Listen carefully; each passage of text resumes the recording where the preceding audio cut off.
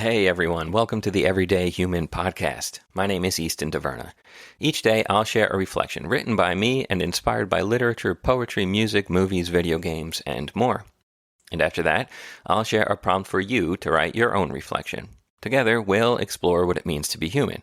Every month, we'll walk a new path, taking a look at life, death, the universe, and everything in between. Thanks for coming along. I'm glad you're here.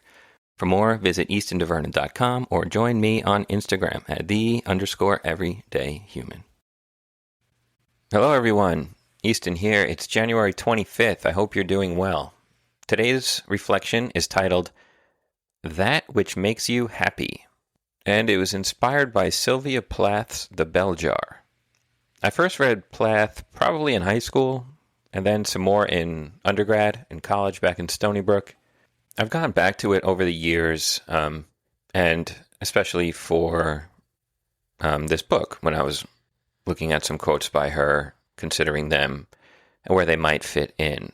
And I've certainly come to a greater appreciation of it over the years and as I've grown older. Sylvia Plath, if you're unfamiliar with her, was an American poet and author. She had a wonderful and introspective voice. She explored themes like mental illness, suicide, and feminism. She was clinically depressed for much of her adult life and sadly died by suicide in 1963 at the young age of 30.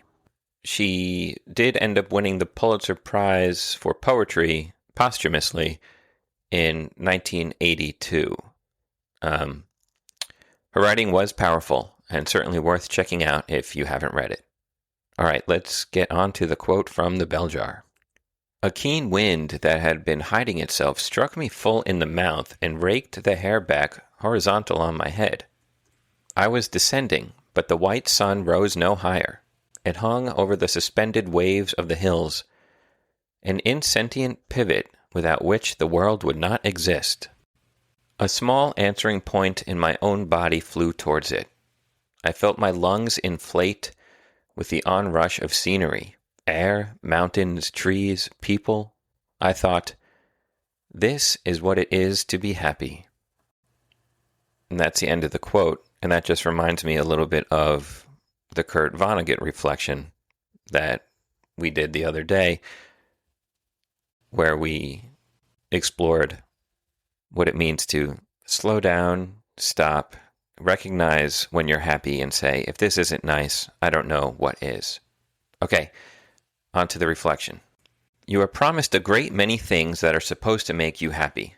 Money, fame, status, a new job, a promotion, a big house, nice car, the perfect partner, sex, alcohol, food, a new watch, a new phone, a new computer, followers, likes. You could fill up the rest of this book with examples. And there is no limit to the tactics corporations and companies and individuals, and even yourself, will use to remind you of just how happy you'll be when you get this item, or achieve that goal, or look a certain way, or do a certain thing. But look around your room, your house, and look at others. You may have a lot, you may have a little. And it doesn't matter if you make $25,000 a year or $25 million a year. Most of what you have can be boiled down to, well, junk. Just things. Metal, plastic, glass, all formed and shaped together to make something shiny. Something to steal your attention from others, or used to impress those same others. Now, imagine you're on your deathbed, however many years into the future, and you were lucky enough to live a long and healthy life to get there. In walks death. But this version of death is a child, a ratty-looking kid, mischievous, curious, a collector of souls. And just as an aside, this is the version of death that I use in my books whenever he appears. It's always the same version, jumping from world to world or book to book.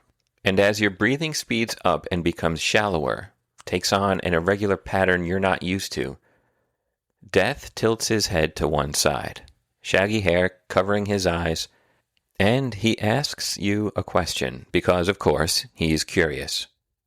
What was it that made you most happy? As you search the memory bank of your mind to find the answer, What is it that comes to the forefront? Your car? The digital numbers in your bank account? That time you snagged the latest phone upgrade? Finally hitting that arbitrary number of followers on whatever social media was shoved down your throat that year? Or was it the fresh air at the ocean's shore when you stood there watching the sun go down on your 20th birthday? The moment you summited that trail in the mountains upstate that you weren't quite sure you'd be able to handle at 62? Maybe that time you got lost in the woods as a kid and couldn't hear a thing except the sound of the birds and animals and the breathing of the trees. More than likely, though, it will be the name of your partner, child, mother, father, or best friend that comes to your lips as an answer. More than likely, and hopefully. Don't wait till you're on your deathbed to find out what truly makes you happy. Do yourself a favor and find out today, and carry it with you for all the days you have left. And that's the end of today's reflection, leading us to the reflection question. This is a very short and seemingly simple question, but I would encourage you to slow down and really think about this one. The question is, what is it which truly makes me happy? So yeah, slow down, give it a think, write some thoughts down, maybe write down what you think makes you happy, and challenge that. Get to the bottom of it. Is it an object? Is it a thing? Is it a person? Is it a moment? Is it a feeling? And the interesting thing about this question is that it's something that could change over time as well. So it's one worth revisiting as you move throughout your days and your life. All right, that's it for today. I'll be back tomorrow, January 26th, with another reflection. Have a good one and take care.